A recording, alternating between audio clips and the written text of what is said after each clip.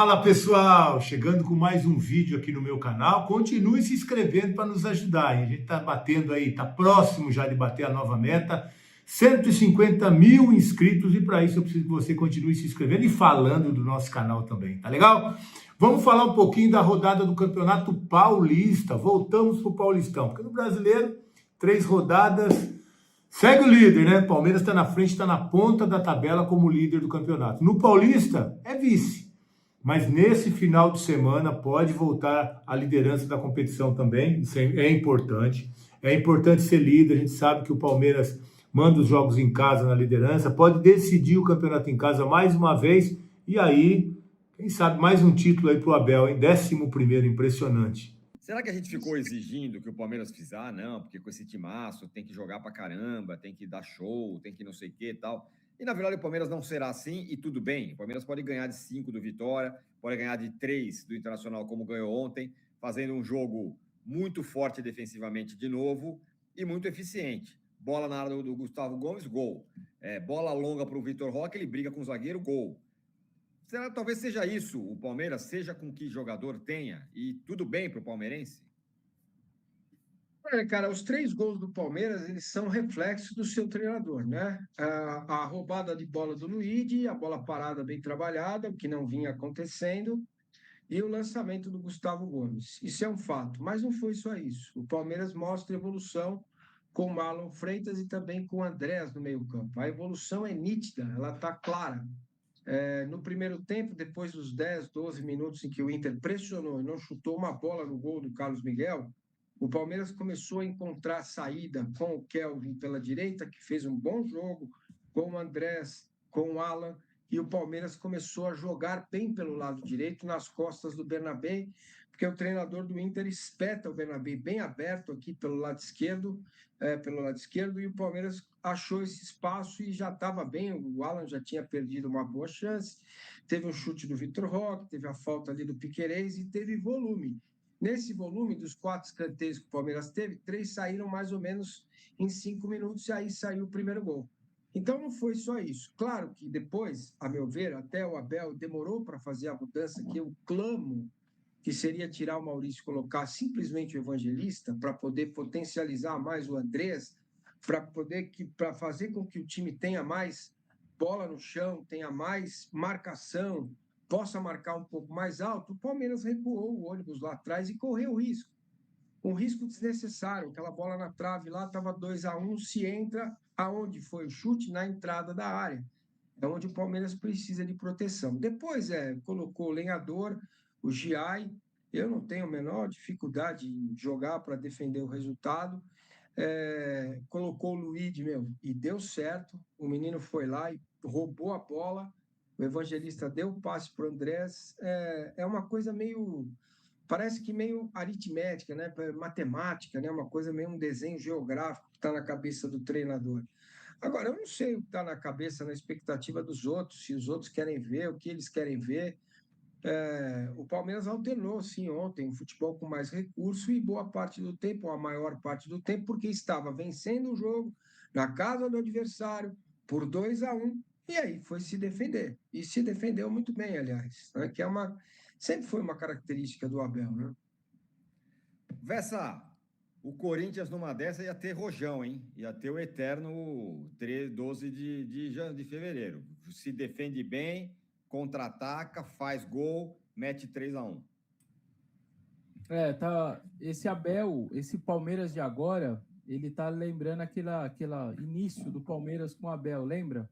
Era exatamente isso, era o time reativo, que se marcava muito bem, entregava muito pouco para o adversário, dava muita pouca chance, muito pouca, e aí era letal depois na hora de contra-atacar. Isso sempre deu muito certo com o Abel, só que ele começou, em determinado momento desse período de 5 anos, a ganhar mais jogadores e tal. Começou-se um pedido de um tipo de jogo diferente, ele foi entregando, às vezes dando certo, às vezes não dando certo, e agora, pelo menos nesse início, ele tá. O recorte é o seguinte, é Itaquera e Beira-Rio. A dúvida que eu tenho é o seguinte, fazer Itaquera e Beira-Rio isso daí, eu acho uma baita de uma sacada e deu tudo certo e foi perfeito. A minha dúvida é no Allianz Parque contra os times menores. Se vai ficar de novo com essa postura ou se a cobrança do torcedor, enfim, estando em casa, precisando propor um pouco mais, e aí vai dar um pouco mais de espaço, como estava dando no ano passado, enfim, zagueiro correndo para trás, claramente era um time mais exposto. Então, o recorte para essa semana difícil está perfeito, o sistema foi perfeito. Como vai ser daqui para frente contra os outros no Allianz Parque, sobretudo os times de menor poderio, fica essa dúvida no ar se o time vai se comportar de maneira diferente, vai saber se comportar de maneira diferente. Eu tenho essa dúvida. Ontem eu não consegui assistir por conta do jogo do Corinthians, eu estava no pós-jogo e tal. E aí, o que eu fiz? Depois do jogo, eu fui escutar o pessoal, os gaúchos, falando, né? E eles elogiaram o Inter, disseram que o Inter foi organizado, que fisicamente o Inter até suportou, que o treinador fez boas trocas e o time tomou 3-1. E aí, de maneira geral, eu lembrei do âncora, porque os gaúchos todos falando, as rádios lá, eu fiquei escutando depois, voltei lá no YouTube, fiquei escutando, o Inter não está no campeonato do Palmeiras. Então, a visão deles é que o Inter fez tudo certo, o Inter fez um bom jogo, o time se comportou bem, só que tem um limite, tem um teto, e esse teto não é o Palmeiras, e eles não têm muita condição de fazer nada diante disso. E aí o Pesolano foi elogiado e tudo mais, porque realmente o time tem uma organização muito mais bacana do que tinha na reta final do ano passado. Então, fica aí essa coisa para o torcedor do Palmeiras que está nos assistindo, de que lá, na visão do Sul, o que os caras fizeram foi muito bom, só que não bastou para esse Palmeiras do Abel. Outro campeonato, entendeu, Arnaldo? É o que eu tô falando aqui. Tem um nome esse negócio aí que eu não quero repetir. 3-1 pro Palmeiras. Já tá líder. Se é outro campeonato, o Inter não pode jogar como jogou, né? O Inter tem 1 ponto em 3 partidas. Está lá na zona de rebaixamento de novo. Só que ele pegou Flamengo e Palmeiras. Vamos ser justos também. Beleza, só que ele perdeu para o Atlético Paranaense em casa. Isso, né? Eu sei. Isso então, essa é a questão. O campeonato... então, o Inter está perdendo do Atlético Paranaense no campeonato paralelo.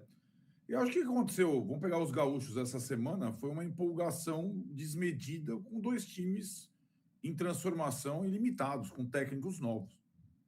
Né? E os 2 vieram de peito aberto para jogar contra São Paulo e Palmeiras. O São Paulo não é tão forte como o Palmeiras, mas esmigalhou o Grêmio e o jogo, de fato, o Inter teve coragem, iniciativa, mas era para a proposta de contra-ataque do Palmeiras, que funciona muito bem, uma mão com açúcar. Né? E depois do empate naquele golaço do Ronaldo no final do primeiro tempo, eu imaginei que na pausa para o intervalo, o Pesolano, gente, mas vamos com calma. Né? Não, mas o Inter foi com tudo, e aí quando você vai com tudo com o Palmeiras... o Palmeiras, ele não é, com esse elenco, só o time reativo. Ele pode ser qualquer time, e ele vai ser ainda mais forte quando chegar ao Allianz. Né? O Palmeiras meteu 5 no Vitória, o Palmeiras empatou com o Galo 2-2 lá, fez 10 gols em 3 partidas. O Palmeiras vai estar mais forte do que esteve o ano passado em comparação ao Flamengo no Campeonato Paralelo. Isso faz com que o Flamengo tenha que se apressar um pouquinho, e o Flamengo vai ter que ter o desafio aí da Recopa no meio desse caminho, nessas próximas... Ele vai para frente tripla, né? Estadual, Recopa e Brasileiro. E o Palmeiras, no estadual, já está classificado, diferentemente do Flamengo. Nem precisa fazer... Pode fazer até observações contra o Guarani nesse final de semana. Eu vejo o time do Palmeiras muito forte e contratando 2 titulares novos, excelentes, um nem jogou ainda. Eu acho que o Palmeiras, esse ano, vai dar trabalho para caramba. Agora, é o que eu falei. O Palmeiras, para mim, essa sommelier de tipo de jogo, contra-ataque, posse de bola, imposição, eu nunca fui. Né? Lembro que a gente fez uma live pós Palmeiras e Santos pela Libertadores, em que a proposta do Palmeiras era não deixar o Santos jogar, e ganhou a Libertadores. Foi um fuzuê depois lá no poste de bola do UOL.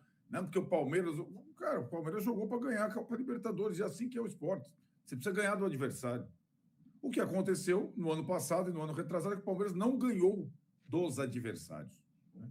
E agora, incrementando o seu elenco com muitos jogadores bons, jovens, saudáveis, o Palmeiras tem tudo para ganhar. E acho que esses sinais foram dados nessa semana especial, como disse o Vessone, ganhando em Itaquera e ganhando no Beira-Rio, e nesse início de Paulista e Brasileirão. Que, aliás, chegou em todas as finais do Campeonato Paulista que ele disputou. Ele disputou 5, chegou em 5 finais, já falamos sobre isso, tá? 3 títulos, perdeu 2, aquela história. Mas agora está chegando aí mais um momento decisivo do Campeonato Paulista.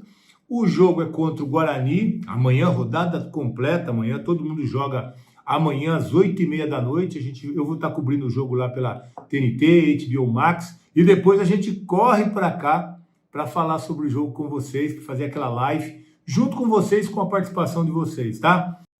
Fala, palestrinos, encerrando aqui mais um vídeo do canal. Muito obrigado pela companhia. Quero ser breve aqui para fazer um pedido a vocês, para quem ainda não se inscreveu.